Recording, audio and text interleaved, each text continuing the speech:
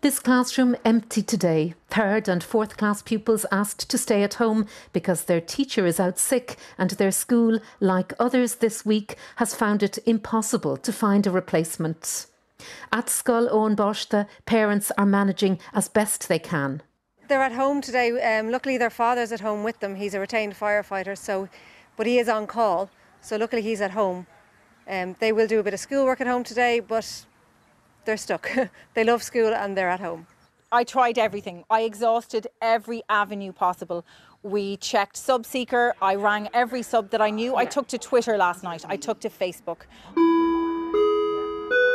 The school principal also teaches and was supposed to be teaching children with additional needs, but she's covering for an absent mainstream class teacher instead. This is happening in schools across the country.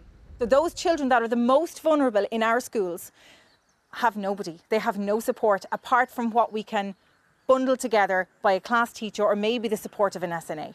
As schools grappled with the subs crisis, detail on the long-awaited antigen testing for primary school pupils was announced. If one child tests positive, then antigen tests will be sent to all other children in their pod or group.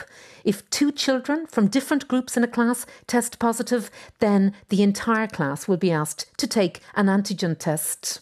But schools have been told that taking a test is not mandatory and children can continue to attend school whether they participate in antigen testing or not, provided they are not experiencing symptoms. We are already coping with multiple cases, children going home that have symptoms of COVID. According to this, the parents will inform me if there's a positive case and I send out details to the pod. There is no real information there on who gives the addresses to this HSC call centre. I presume that would be the parents because we certainly can't do that. This evening, schools and parents have a lot more questions.